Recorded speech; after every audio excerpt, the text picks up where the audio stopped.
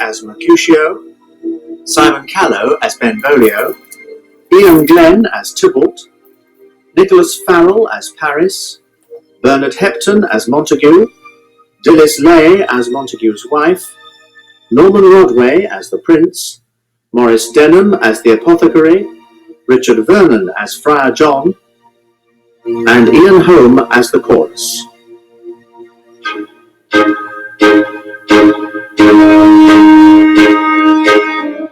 Romeo and Juliet.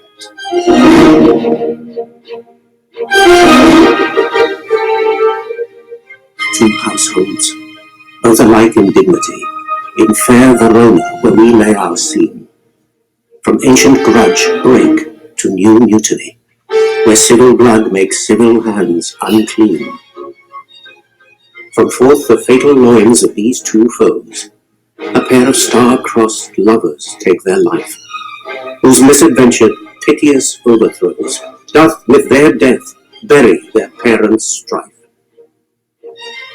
The fearful passage of their death-marked love, and the continuance of their parents' rage, which by their children's end naught could remove, is now the 2 hours' traffic of our stage, the which if you with patient ears attend, what here shall miss, our toil shall strive to mend.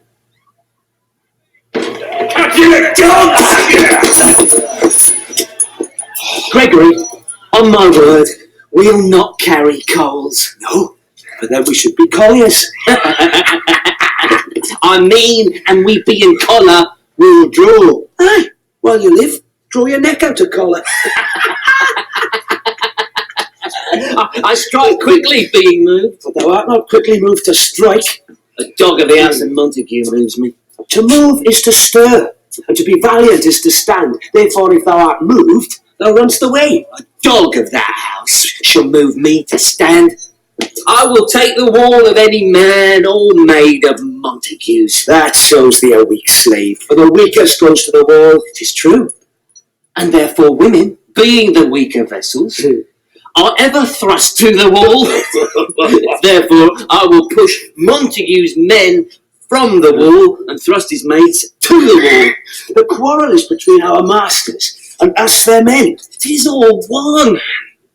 I will show myself a tyrant. When I have fought with the men, I will be civil with the maids.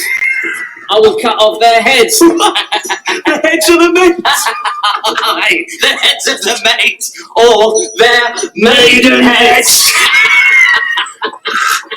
Take it in good sense thou wilt. But you must take it in sense that feel it. Me they shall feel, while I'm able to stand. And 'tis known I am a pretty piece of flesh. 'Tis well thou art not fish. If thou hadst, thou hadst been poor John. Draw thy tool.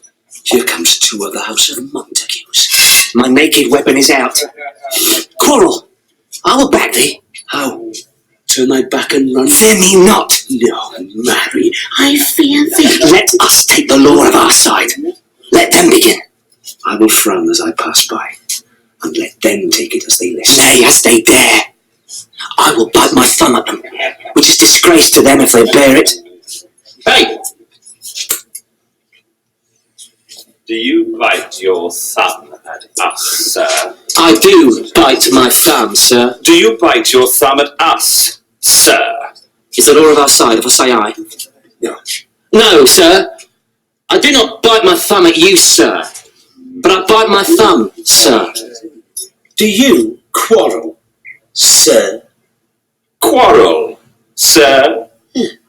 No, sir. But if you do, sir, I am for you. I serve as good a man as you.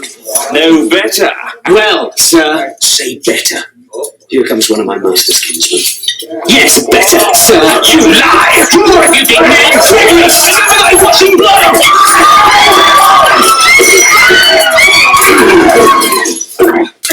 Count, fools, put up your swords! You know not what to do! What art thou drawn among these heartless times? Turn thee, Benvolio.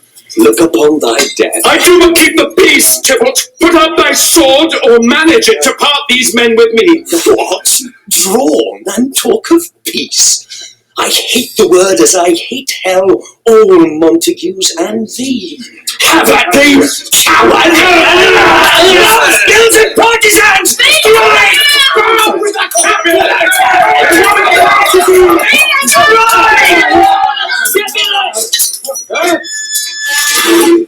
Hold! What noise is this? Give me my long sword, Ho. A crotch, I call you for a sword. Make way! Montague! My sword, I say. Old Montague is come, and flourishes his blade in spite of me. Thou villain, Capulet! Husband! Hold me not! Let me go! Thou shalt not stir 1 foot to seek a foe!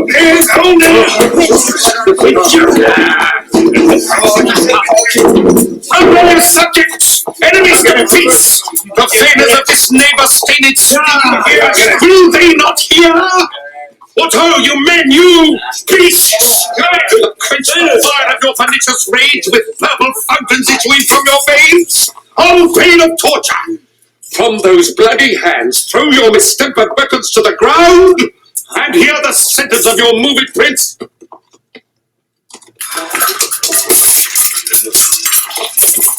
3 civil brawls, rid of an airy word by thee, old Capulet and Montague, have thrice disturbed the quiet of our streets, and made Verona's ancient citizens cast by their greed-beseeming ornaments to wield old partisans in hands as old, cankered with peace, to part your cankered hate.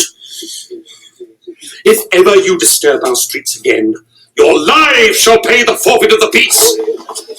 For this time all the rest depart away. You, Capulet, shall go along with me, my lord. And Montague, come you this afternoon to know our farther pleasure in this case to old Free Town, our common judgment place. My lord. Once more, on pain of death, all men depart.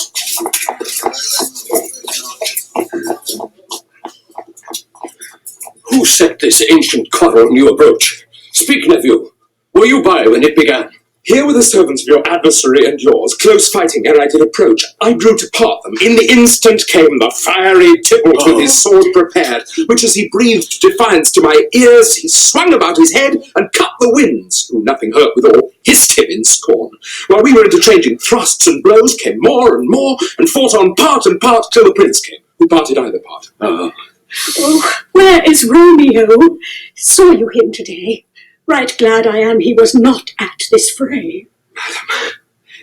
An hour before the worshipped sun peered forth the golden window of the east, a troubled mind drew me to walk abroad, where underneath the grove of sycamore that westward rooteth from this city side, so early walking did I see your son. Towards him I made, but he was ware of me, and stole into the covert of the wood, I measuring his affections by my own, which then most sought where most might not be found, being one too many by my weary self, pursued my humour, not pursuing his, and gladly shunned who gladly fled from me. Many a morning hath he there been seen, with tears augmenting the fresh morning's dew, adding to clouds more clouds, with his deep sighs. But also soon as the all-cheering sun should in the farthest east begin to draw the shady curtains from Aurora's bed, away from light steals home my heavy son, and private in his chamber pens himself, shuts up his windows, locks fair daylight out, and makes himself an artificial night. Black and portentous must this humour prove, unless good counsel may the cause remove. My noble uncle, do you know the cause? I neither know it nor can learn of him. Have you importuned him by any means? Both by myself and many other friends, but he, his own affection's counsellor, is to himself, I will not say how true, but to himself so secret and so close, so far from sounding and discovery, as is the bud, bit with an envious worm ere he can spread his sweet leaves to the air or dedicate his beauty to the sun. Could we but learn from whence his sorrows grow, we would as willingly give cure as know. See where he comes. Look, so please you step aside. I'll know his grievance or be much denied. I would thou wert so happy by thy stay to hear true shrift. Come, madam, let's away.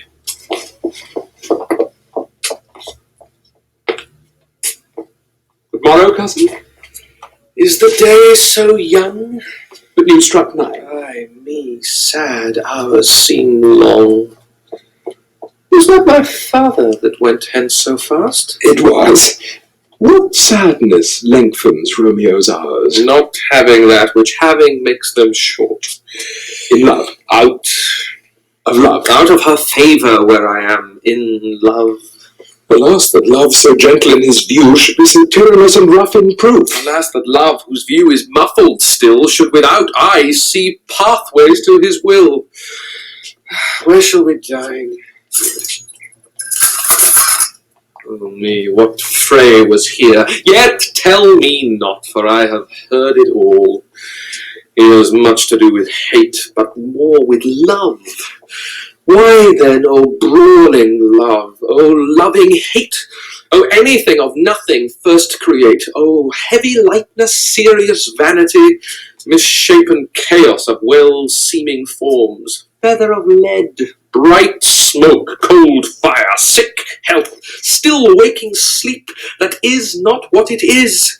This love feel I that feel no love in this.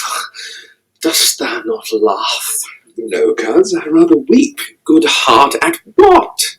At thy good heart's oppression. Why, such is love's transgression. Griefs of mine own lie heavy in my breast, which thou wilt propagate to have it pressed with more of thine. This love that thou hast shown doth add more grief to too much of mine own. Love is a smoke made with a fume of sighs, being purged of fire sparkling in lovers' eyes, being vexed a sea nourished with lovers' tears. What is it else? A madness most discreet, a choking gall and a preserving sweet. Farewell, my coz. Soft, I will go along, and you leave me so, you do me wrong. Tut, I have lost myself, I am not here. This is not Romeo, he's some other where. Tell me in sadness, who is't that you love? What shall I groan and tell thee? Groan, why no, but sadly tell me who. Bid a sick man in sadness make his will, a word ill urged to one that is so ill. In sadness, cousin, I do love a woman. I aimed so near when I supposed you loved. A right good markman, and she's fair, I love. A right fair mark, fair cuz, is soonest hit. Well, in that hit you miss. She'll not be hit with Cupid's arrow. She hath Dian's wit, and in strong proof of chastity well armed, from love's weak childish bow she lives unharmed. She will not stay the siege of loving terms, nor bide the encounter of assailing eyes, nor ope her lap to saint-seducing gold. Oh, she is rich in beauty, only poor, that when she dies, with beauty dies her store. Then she hath sworn that she will still live chaste. She hath, and in that sparing makes huge waste. For beauty starved with her severity cuts beauty off from all posterity. She is too fair, too wise, wisely too fair to merit bliss by making me despair. She hath forsworn to love, and in that vow do I live dead that live to tell it now. Be ruled by me. Forget to think of her. Oh, teach me how I should forget to think. By giving liberty unto thine eyes, examine other beauties. 'Tis the way to call hers exquisite in question more. These happy masks that kiss fair ladies' brows, being black, puts us in mind they hide the fair. He that is struck and blind cannot forget the precious treasure of his eyesight lost. Show me a mistress that is passing fair. What doth her beauty serve but as a note where I may read who passed that passing fair? Farewell, thou canst not teach me to forget. I'll pay that doctrine, or else die in debt.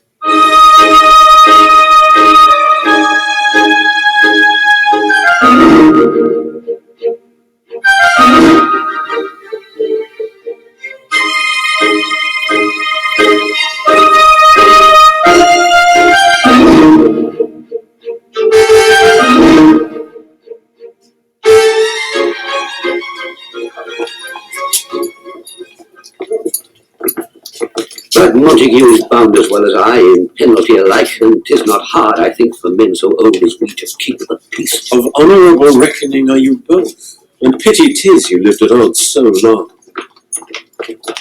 But now, my lord, what say you to my suit? But saying all what I have said before, my child is yet a stranger in the world. She hath not seen the change of 14 years. Let 2 more summers wither in their pride, ere we may think her ripe to be a bride. Younger than she are happy mothers made, And too soon marred are those so early made. Earth hath swallowed all my hopes, but she is the hopeful lady of my earth. But rule her, gentle Paris, get her heart. My will to her consent is but a part, and she agreed within her scope of choice lies my consent and fair according voice. This night I hold an old accustomed feast, whereto I have invited many a guest, such as I love, and you among the store, one more most welcome makes my number more. At my poor house look to behold this night earth-treading stars that make dark heaven light. Such comfort as do lusty young men feel when well-apparelled April on the heel of limping winter treads, even such delight among fresh female buds shall you this night inherit at my house. Hear all see, and like her most, whose merit most shall be, which on more view of many, mine being one, may stand in number, though in reckoning none. Come, go with me. Peter, sir, go, sir, trudge about, through fair Verona, find those persons out, whose names are written there, and to them say, my house and welcome on their pleasure stay. Find them out whose names are written here. It is written that the shoemaker should meddle with his yard, and the tailor with his last, the fisher with his pencil, and the painter with his nets. But I am sent to find those persons whose names are here writ, and can never find what names the writing person hath here writ. Must to the learned. In good time. So that one fire burns out another's burning, one pain is lessened by another's anguish. Turn to, behold, by backward turning, one desperate grief cures with another's languish. Take thou some new infection to thy eye, and the rank poison of the old will die. Your plantain leaf is excellent for that. For what?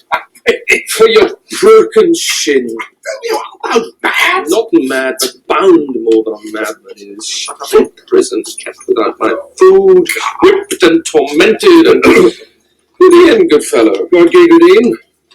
I pray you, sir, can you read? I, mine own fortune in my misery. Perhaps you've learnt it without book. But I pray, can you read anything you see? I, if I know the letters and the language. You say honestly, rest you married. Nay, fellow, I can read. Signor Martino and his wife and daughters, County Anselm and his beauteous sisters, the lady widow of Vitruvio, Signor Placentio and his lovely nieces, Mercutio and his brother Valentine, mine uncle Capulet, his wife and daughters, my fair niece Rosaline, and Olivia, Signor Valentio and his cousin Tybalt, Lucio and the lively Helena. A fair assembly. Whither should they come? Up. Whither? To supper to our house. Whose house? My master's. Indeed, I should have asked thee that before. Now I'll tell you without asking. My master is the great rich Capulet, and if you be not of the house of Montagues, I pray come and crush a cup of wine. Best you marry. At this same ancient feast of Capulet sups the fair Rosaline, whom thou so loves, with all the admired beauties of Verona. Go thither with unattainted eye, compare her face with some that I shall show, and I will make thee think thy swan a crow. When the devout religion of mine eye maintains such falsehood, then turn tears to fires, and these who, often drowned, could never die, transparent heretics, be burnt for liars. One fairer than my love, the all-seeing sun ne'er saw her match since first the world begun. Tut, you saw her fair, none else being by, herself poised with herself in either eye. But in that crystal scales let there be weighed your lady's love against some other maid that I will show you shining at this feast, and she shall scant show well, but now seems best. I'll go along. No such sight to be shown, but to rejoice in splendour of mine own.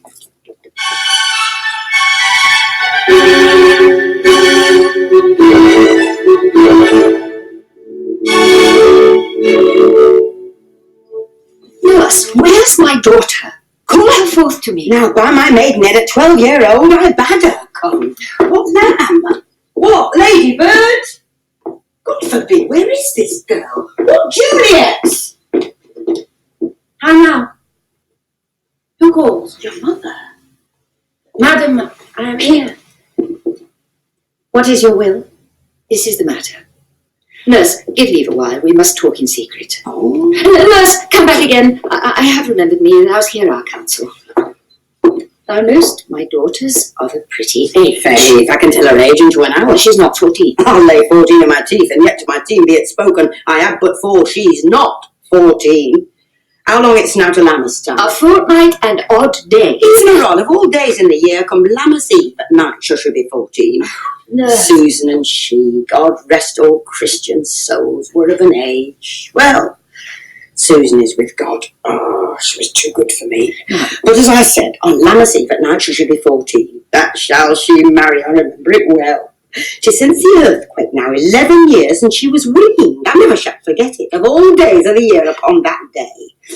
For I then laid wormwood to my dog, sitting in the sun under the dove house wall. Juliet. My lord and you were then at Mantua. Nay, I do bear a prey. But as I said, when it did taste the wormwood on the nipple of my dog and felt it bitter, pretty fool to see it touch ye and fall out with a dog. Shake, quoth the dove house, 'twas no need, I trow, to bid me trud. And since that time it is 11 years. For then she could stand, high lone. Nay, by the rood, she could have run and waddled all about. For even the day before, she broke her brow. And then my husband, God be with his soul, oh, he was a merry man, took up the child.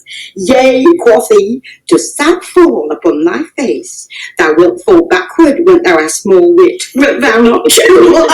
And by my Adam, the pretty wretch left crying, and said I, to see now how a jest shall come about, I warrant and I shall live 1,000 years, I never shall forget it. Wilt thou not Jew, quoth he, and pretty fool, extended, and said I. Enough of this, I pray thee hold thy peace. Yes, madam.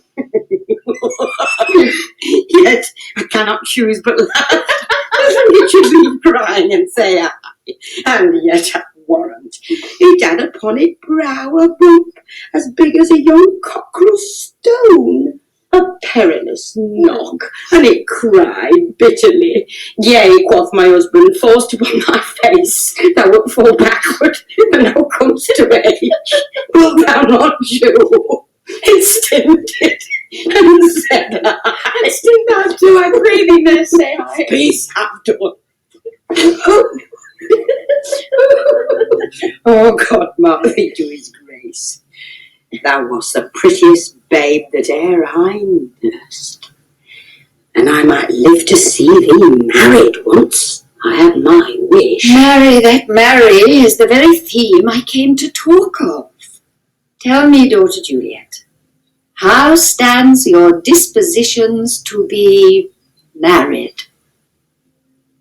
It is an honour that I dream not of. An honour?